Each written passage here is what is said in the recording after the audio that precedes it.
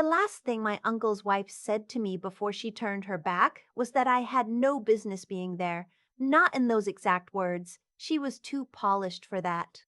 She leaned in close, close enough that I could smell the white wine on her breath, and she said, very quietly, "You know this is a ticketed event, sweetheart, not a come-as-you-are situation." She looked at my dress when she said it. Then she smiled and walked away. I didn't move. I just stood there, holding my glass of sparkling water, letting her words settle into my chest like a stone dropping into still water. Around me, the Whitmore Agricultural Foundation Charity Gala was in full swing, chandeliers throwing gold light across the room, women in gowns that cost more than my first car, men shaking hands with the easy confidence of people who have never once worried about a bill. The auction preview tables were lined with framed artwork, wrapped wine cases, and resort packages. The room smelled like money and gardenias. I had grown up in this world. Then I had been quietly pushed out of it. My cousin stood 20 feet away at the center table, laughing with a group of men I recognized from the foundation board.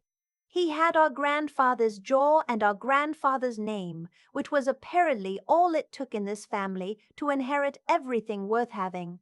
He hadn't looked at me since I arrived, not once. I don't think he was embarrassed by what his wife had just said to me. I think he simply agreed. Before I tell you what I did next, drop a comment and tell me where you're listening from and what time it is there. I want to know how far this one travels. I was 12 years old when my grandfather first took me to an auction. Not a charity gala, a real one. Livestock pens, diesel smell, men in boots leaning on fence rails calling out numbers and voices like gravel. He put me up on the rail so I could see over the crowd, and he said, "Watch the room, not the stage. The stage sells, the room decides." I watched. By the time I was 15, I could read a room better than most adults twice my age. I knew who was buying to flip and who was buying to keep. I knew which bidders were scared and which ones were just performing confidence. Grandpa said I had the instinct. He said it ran in the family, skipped a generation or two sometimes, but it always surfaced eventually. He left me the instinct and a modest trust account I couldn't touch until I turned 25. He left my uncle the ranch, the mineral rights, the foundation board seat, and the family name in gold on the donor wall at the county hospital. My uncle was the heir. I was the one who showed up at holidays. I didn't resent it. Not really. Our family had a specific architecture, the kind that feels normal until you're standing outside it looking in, and by the time I understood the blueprint, I had already built my own foundation somewhere else. Quietly, without asking anyone's permission. That's the thing they never understood about me. I never needed permission. My uncle's wife was a woman, I'll call what she was, my uncle's second wife, the one who came after my aunt passed, the one who arrived at the first holiday dinner with designer luggage and a way of looking at certain people, at me specifically, like she was calculating exactly how much space you were allowed to take up. Her name was Constance. She was 53 years old, looked 45, and had spent the last 4 years systematically reorganizing my uncle's world to exclude anyone who didn't serve a function she had assigned them. I had not been assigned a function. My cousin, her stepson, tolerated me the way you tolerate a distant relative who shows up at things and doesn't cause problems.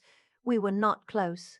We had been, once, when we were kids, running the fence lines of the ranch, but adulthood had built a wall between us the same way it does in families, where one person inherits everything and another person has to figure things out alone.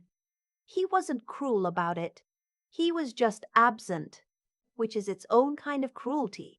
The foundation gala was held at the Harmon Estate. That detail matters.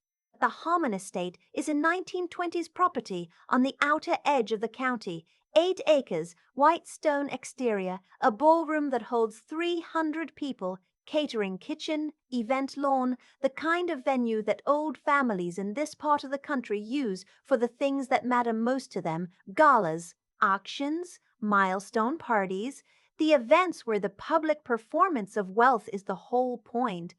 It had been in the Harmon family for decades, had fallen into serious disrepair in the early 2010s, and had been acquired by a holding company in 2019 when the estate debt became unmanageable.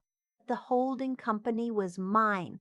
I had found a Harmon estate the same way I found most of my acquisitions, through a distressed asset listing that nobody else was paying attention to. I was 26 years old and had just closed my second commercial property deal when a broker I trusted forwarded me the file. The estate had back taxes, deferred maintenance, and a lawsuit from a vendor who hadn't been paid. On paper, it was a disaster. When I drove out and walked the grounds at 7 in the morning on a Tuesday, I understood immediately what it could become. I bought it 4 months later through my holding company, Ashland Property Group. I spent 2 years and a significant portion of my capital restoring it. By the time it reopened, it was the most sought-after private event venue in a 60-mile radius. The foundation had rented it for tonight's gala. My operations manager had handled the booking. I had never mentioned my connection to the property to anyone in my family. This is the part of the story where people always ask, "Why didn't you tell them?" I'll tell you why, because I knew exactly what would happen if I did. My uncle would have smiled and called me impressive, and then spent the next family dinner telling the story of my success in a way that made it sound like it was adjacent to his, like my drive and instinct were products of the environment he had created. Constance would have recalibrated instantly, switching from dismissal to a specific kind of smothering attention that meant she had decided I was useful. And my cousin would have started calling me more often, not because he wanted to know me, but because proximity to resources is the only reason people like that call. I had watched this happen to other people in my family. I had decided, very deliberately, that it would not happen to me. So I stayed quiet. I built in the dark. I came to the gala tonight as the overlooked niece in the dress that Constance didn't think was appropriate for the occasion, and I sat with that in the way you sit with something you know is temporary. I found a chair at a side table near the auction preview. The auctioneer, a man named Perry who had been running these events for 15 years, passed by and gave me a small nod. He knew me from the restoration project. We had worked together on 3 events since the reopening. He knew who I was. He kept walking. That was our arrangement. I watched the room the way my grandfather taught me. I watched Constance move through the crowd, touching people on the arm, laughing at the right moments, steering my uncle toward the conversations she wanted him to have. She was good at it. I'll give her that. She had the social intelligence of someone who understood that attention is currency, and she was always spending it strategically. I watched her register my presence twice, once when I arrived, and again just now, glancing over her shoulder after walking away from me. Both times her expression was the same, the mild annoyance you feel toward something slightly inconvenient that you expect to resolve itself. I was the thing she expected to resolve itself. I looked at my cousin across the room. He had our grandfather's jaw and none of his instincts. He was a good-looking man who had coasted on inherited credibility his entire adult life and had mistaken the coasting for talent. He was not a bad person. He was something more disappointing than bad. He was someone who had been given every advantage and had used them only to avoid having to try. He was currently chatting with 2 foundation board members, laughing, gesturing widely, performing the role of the worthy heir. I looked at the room and I thought, they are standing on my floor. Not metaphorically. The hardwood in this ballroom, wide plank white oak, refinished by hand, was something I had paid for. The chandeliers above their heads, the restored plasterwork on the ceiling, the catering kitchen where the staff was currently plating the 3rd course, all of it had come from my capital, my decisions, my risk. The foundation had paid their rental fee. My company had received it. and everyone in this room was treating me like I had wandered in uninvited. My phone buzzed. A text from my operations manager, "Everything good?" Heard there was a comment near the auction table. Someone on my staff had flagged something. I texted back, "I'm here. I'll handle it." I set down my glass and started doing the math. This is the part of the story I need you to understand, because it gets lost in the version where I'm just the wronged party achieving a satisfying comeback. The math is not about revenge. The math is about a very specific kind of clarity that comes when you have been underestimated by the same people for long enough that the underestimation stops hurting and starts becoming information. Constance's comment about my dress wasn't cruelty for its own sake. It was a transaction.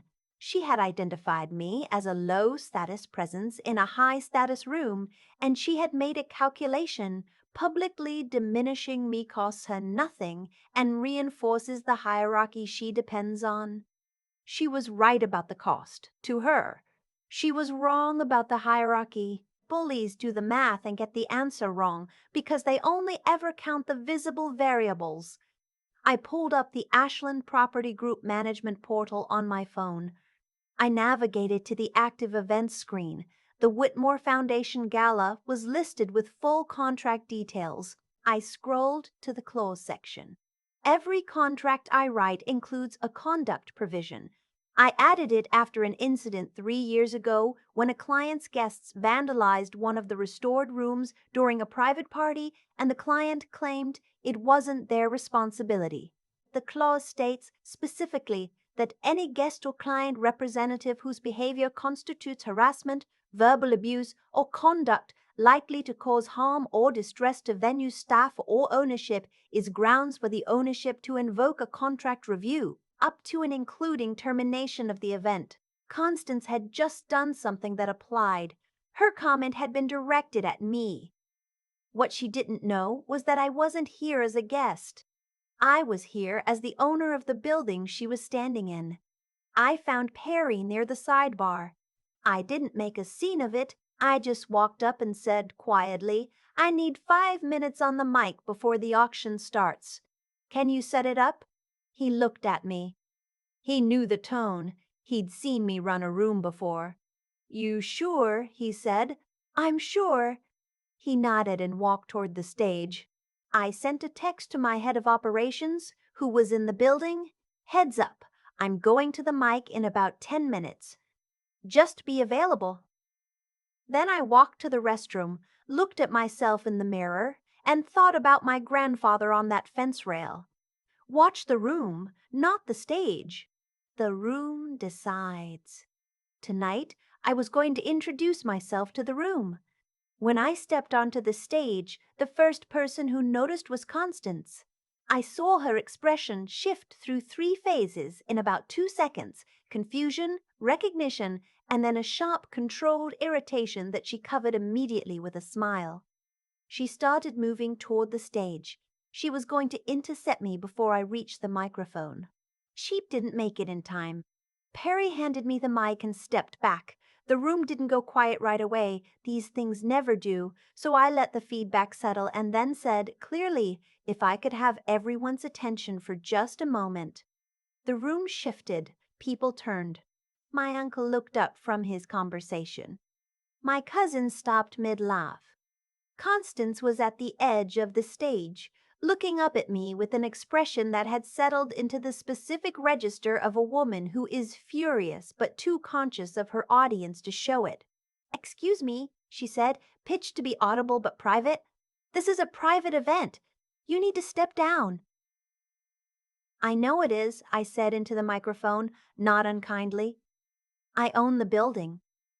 The room didn't gasp the way rooms do in movies. It went quiet, which is different, and heavier.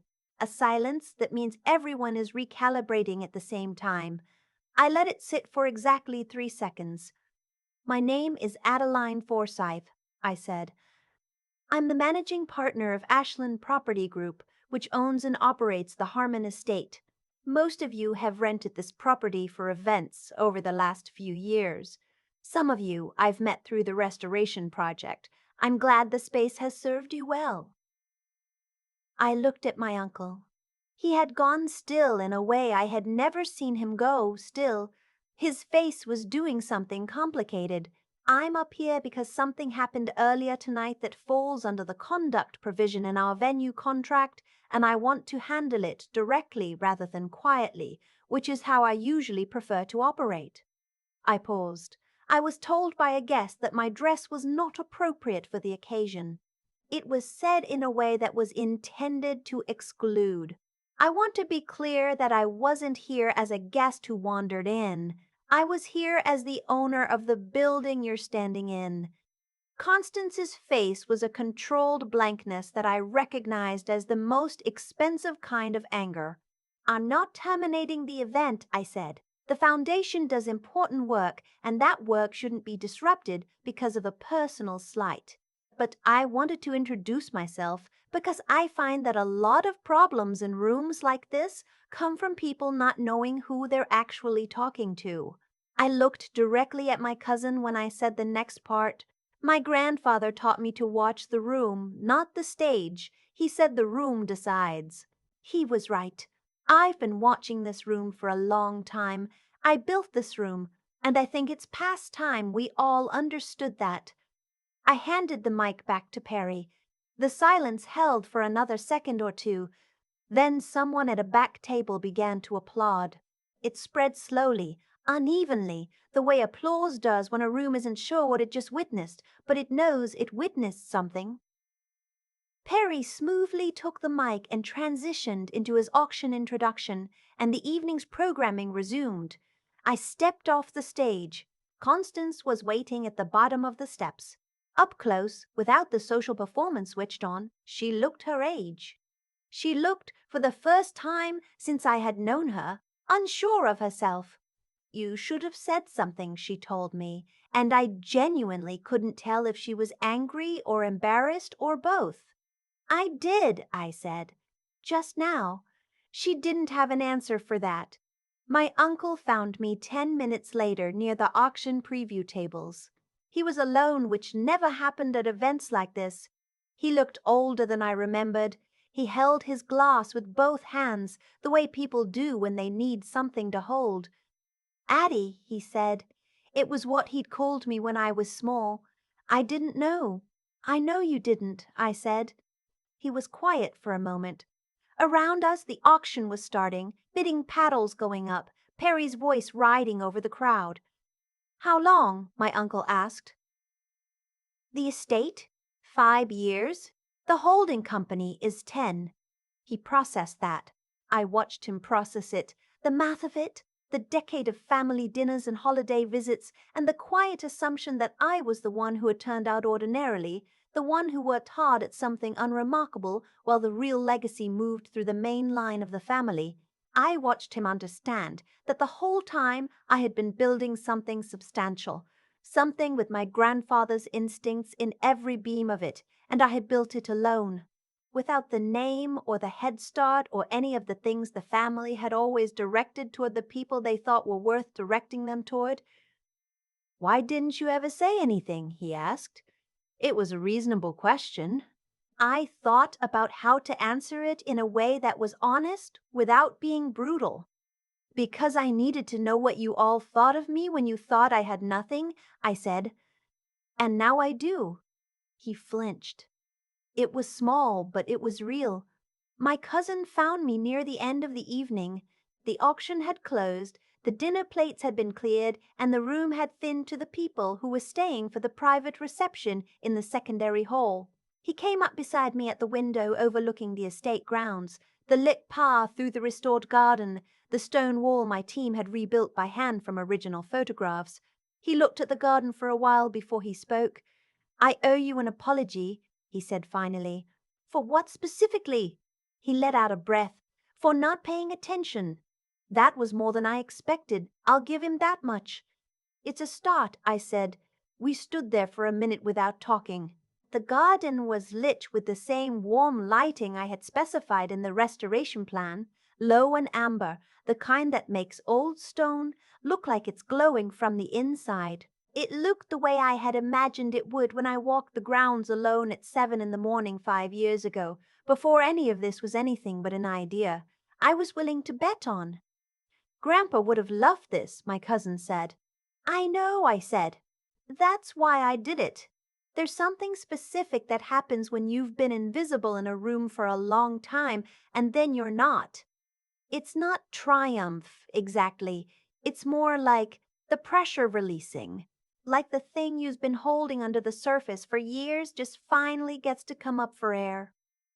I drove home that night with the windows down, the kind of October cold that's still just barely warm enough to be pleasant. I thought about my grandfather on the fence rail. I thought about the instinct he said ran in the family, skipped generations, always surfaced eventually.